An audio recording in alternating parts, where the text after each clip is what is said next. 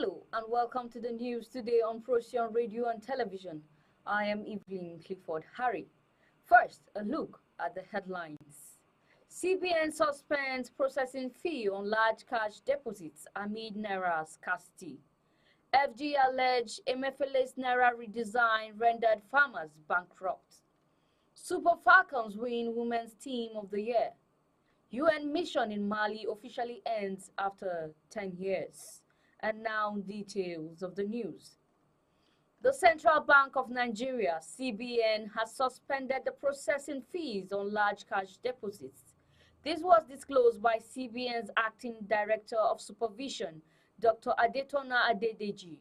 The new development under the Guide to Charges by Banks, Other Financial Institutions and Non-Bank Financial Institutions, issued on December 20, 2019, affects deposits above 500,000 naira for individual accounts and 3 million naira for corporate accounts. The Apex Bank said the suspension will remain in effect until April 30th, 2024. The CBN also has disclosed that for corporate accounts, the deposits money banks will charge 5% processing fees for withdrawals and 3% processing fees for deposits amounts above 3 million naira. Nigerian Air Force operatives have neutralized a notorious bandit warlord, Ali Alhaji Alheri, popularly known as Kachala Ali Kaoje, who masterminded the kidnapping of female students of Federal University Gusau and construction workers. He was killed in an airstrike recently. A reliable source within the Joint Task Force operation, Hadarin Daji, told newsmen in Gusau, Zamfara state capital, that Kachala Kaoje was killed in Niger State during the airstrike by NAF, a component of the military.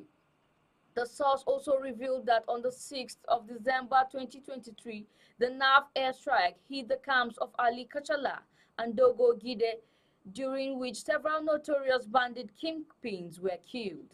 The source further stated that those killed were Machika, Dogo Gide's younger brother, a top commander in Gide's group, and Dem Mahamadou, a kidnapper and assault specialist in the Dogo Gide camp.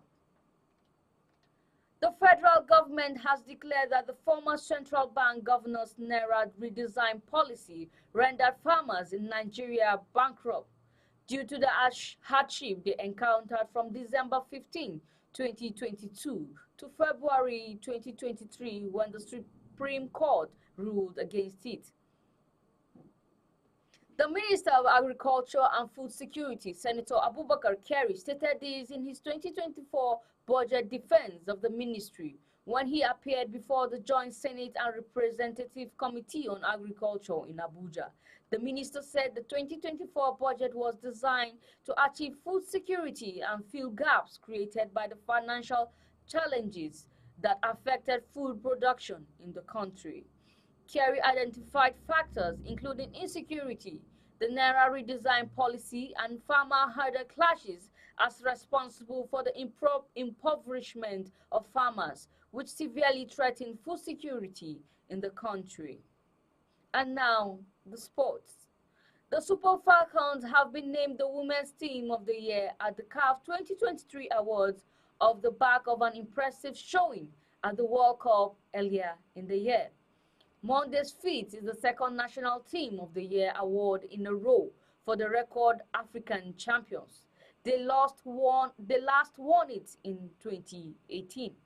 The award is a morale booster for the team ahead of the CAF Women's African Cup of Nations, ALCON, billed for the North African country next year. Nigeria will be eyeing a victory in the competition after they finished an abysmal third in the last edition held in 2022. And on the international scene, the UN mission in Mali officially ended a 10-year deployment in the country.